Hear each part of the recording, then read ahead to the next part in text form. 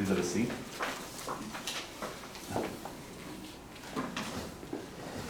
Hi, so welcome to today's interview. So I'm William Yang, the HR manager.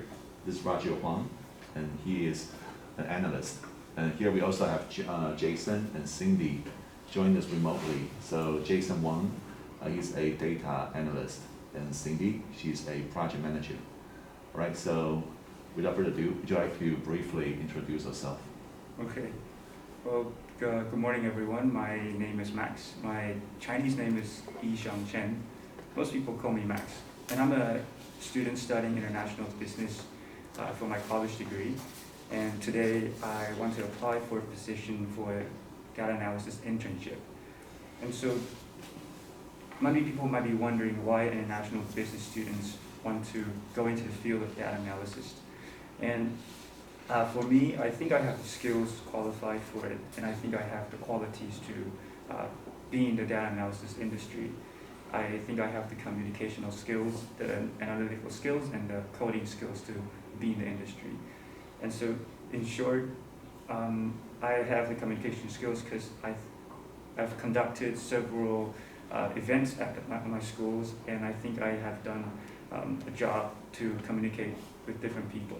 And also, I think I have the analytical skills because I used to work in an industry, I used to work in a company called Acousist, and that company is a startup that specializes in AI. And I used to work there, help clean the data and gather data and sort data and present data to my boss and my managers. And also I have a little bit of coding skills that, including Python and SQL, that would help me to clean data or gather data in the future. And also, sometimes I like to play sports, and I think this is a bit related to data analysis because when I play sports, I could actually communicate with my opponent or actually see what my opponent is doing when they're on the field. And that's one of the things I like to do in my free time, and something that I think it's sort of related to data analysis, but not that serious. So this is a brief introduction of who I am. Thank you. Okay, so Max, can you tell me more about what Acousist is? What products or services do they provide, and what is their business model? When I was in Acousist, I was a freshman. I was actually recruited by their boss that I met on the campus. Okay. And so when I got in there, it was a very small startup. It was only about 8 to 9 people. Okay. And the goal of their company is to use artificial intelligence Okay. to clean the data for their clients and then present them in a readable way, a presentable way. So their business model is more like asking the companies to cooperate with them on data-related business and then use the technologies that we were using when I was a freshman, because I got out of there 1 year after. They might have some development during the way, but when I was there, they were mainly using natural language processing to process Word documents.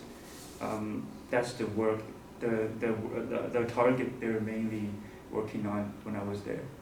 Okay. So what was the biggest challenge you faced when doing that internship? Possibly, it's coding. It was coding skills. I was taking Python class in my freshman year, but when I went in there, the first thing I found out was I could learn what I learned in school for an entire semester, but the same amount I could learn in a week in the company. So it was a shock to me at first. The boss first told me I had to read through the entire document of one coding language in just about 1 or 2 weeks. And well, at school I probably learned about 2 to 3 syntax just in the whole semester. And so that was quite a, it was quite a shock to me at first, but later on I got used to it. Not perfectly, but still working on it. Okay, very cool, very cool. But since you were working in a small team, did you ever have to cope with some difficult teammates or anything like that? Well, fortunately, my teammates were easy to be around with, but one of the hardest people to be around with was somebody who likes to give opinions. He was about the same age as me, but he was speaking as if he was a manager, so that would kind of get on my nerves a lot of times. But I learned that I needed to be humble in that team. He was a very analytical guy, but the way he was presenting ideas sometimes would make me feel like you are just a student in the same year as who I am. Why are you speaking like a manager to me? Okay. So that was one of the situations I had to deal with. So how would you persuade him? There is 6 minutes left. Well, normally I would not try to persuade him, but first I would try to listen to what he has to say, because persuasion to him would sound like I'm trying to oppose him in a way if I do not listen to him first. So listening would be one of the things I would do more with him when I was in a team. Because I just want to remind you that maybe in the future you will meet somebody just like him, and when he made or proposed something that is not really beneficial to the firm, I think you still need to stand up and try to persuade this kind of person just to remind you. And I have all my points answered. Okay, I did. Yeah, so now I can maybe turn to Jason and Cindy. Yeah. Oh. Cindy, you want to go first? Sure. Yeah, so you mentioned during your internship you use some NLP techniques to do some natural language processing. So may I know what kind of data did you collect for these techniques, like web browsing data or like mobile application data, and how did you collect it? Yeah. Thank you. First of all, I was an intern that gathered data for the NLP scientist. So I wasn't the one that conducted the main bone of the NLP process, but I was the one that gathered data for it. And the data that I was gathering, first we used Python to web scrape, doing one of our project that is related to politics, around the time where Cohenzo was very big on the stage. We're trying to do something for him, but due to some reasons I could not disclose more details. But the other projects we did was about lawsuits, where we gathered data from the law firms and we analyzed the words, the meaning of different words in different law cases, in order to train the machine to identify future law documents. So we were using NLPs in ways that would make the companies easier to identify documents in the future. And the one I was working in was related to law firms, law cases. So yeah, cool. So did you kind of clean the data before handling this data to your NLP engineer, or you just the data is already really good? Well, fortunately, the data they gave to interns were not that hideous. Messy. Yeah, but not that messy. Cool. Okay, that's great. But there were some hard ones. I still had to stay up at night to do it. Some data, and even spend some lunch times with my coworkers. Didn't eat, but have to spend my time on the computer without eating. So there were times like that, but it's not as hard as the ones that the scientists got. Yes. There is 2 minutes left here. Thank you. You mentioned in your introduction that you know Python and SQL. Which one you are more comfortable with? I'm going to go with one technical question with you. So choose which one you are more comfortable with, and I will give you a question. Okay. Python will be the one that's more comfortable. Okay. So start with the basic. There is a data structure in Python, right? So the most common one is the list, just a list.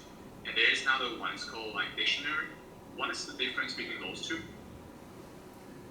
Well, a list has no index. A dictionary has an index where if I input index to find out what is included in the dictionary, I could actually get out the data that was indexed to the index. And for a list, it was, for example, if it was just an apple, banana, guava. If I have 3 items, I can put these 3 items in a list.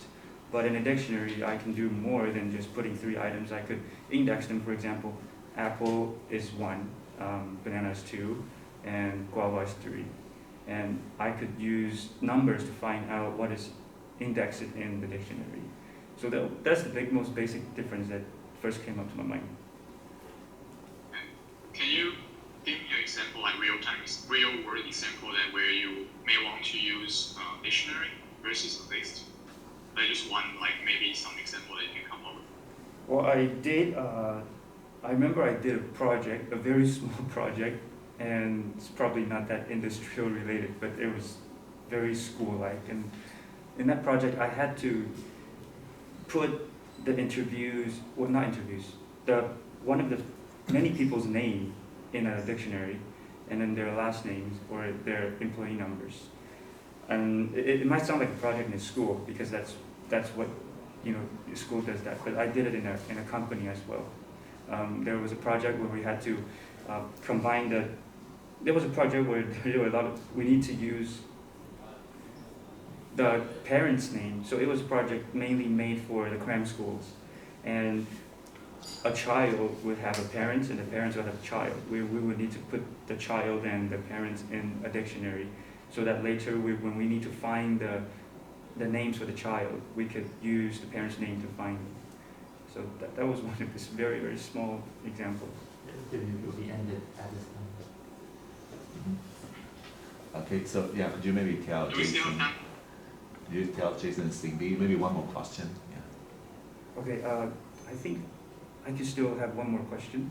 Okay. Cindy, do you have any questions? Okay. Mine will be, I'm not sure how long we have, but so let's say like stay with like Python. So let's say you are given with a paragraph within like as a string. Like how would you write a function to output the word count? So the word count within the paragraph, like what word happens how many times, etc. Word count. Maybe this is something for you. Yeah, maybe this is something for you to like take home exercise, I guess, because we don't have time. Usually we will do like whiteboarding and then pulling out these things. But if you have any like high level idea, you can describe to me. That would be great. Yeah. Okay, well, I'm not sure if it's a higher idea, but I first thought it felt very simple using the basic functions to count the words inside, or even just to split them and then count how many are the same. But maybe I can use regular expression, but that would be something I need to work on more because that was one of the things I struggled the most with regular expression, to split the words and then count how many words that are the same. But yes, I will go home and work on it. I'm still learning about higher ideas. Okay, I think so. Our time is up. So now maybe you can say thank you to Jason and Cindy. Okay, thank you, Jason and Cindy. Thank you for the interview. Thank you. All right, thank you for your time. All right, so have a very nice day. We'll keep in touch. Okay, thank you. Thank you.